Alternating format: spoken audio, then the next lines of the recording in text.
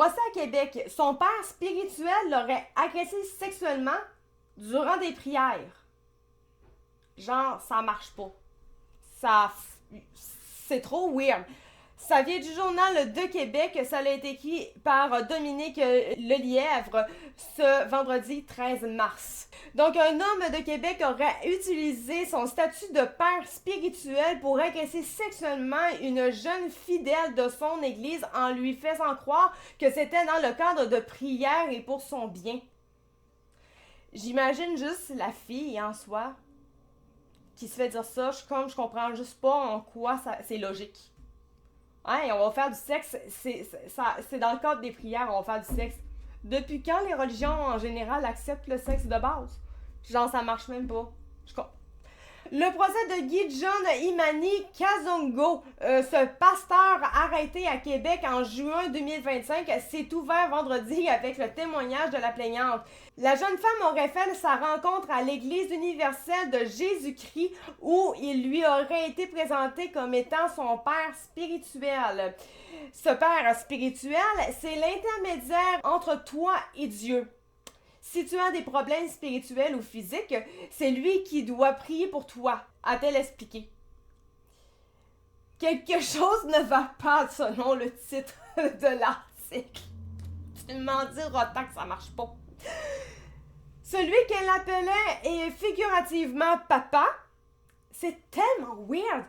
Sans qu'il soit réellement son père biologique, on le comprendra, se serait rendu chez elle après qu'elle eut parlé de ses difficultés personnelles.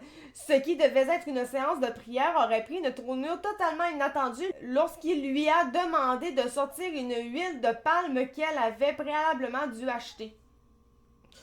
L'homme qui avait 48 ans alors qu'elle était âgée de la mi-vingtaine, ok, un gros cochon là, lui aurait demandé de se toucher les parties intimes avec cette huile pendant qu'il mettait ses doigts sur sa tête. C'est un genre d'exorcisme à ce niveau-là.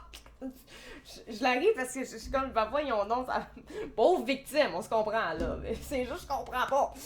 Il m'a dit, je suis ton père, pourquoi tu as honte? A laissé tomber le témoin qui mentionne avoir fait ce qu'on lui demandait malgré sa gêne. L'accusé se serait ensuite lui-même livré au même type d'attouchement sur la femme lors des 2 autres rencontres pour des prières. Finalement, lors d'un 4e épisode allégué, il l'aurait pénétré avec son pénis dans sa chambre, poussant la jeune croyante à lui demander « Cette dernière prière consiste en quoi au juste? »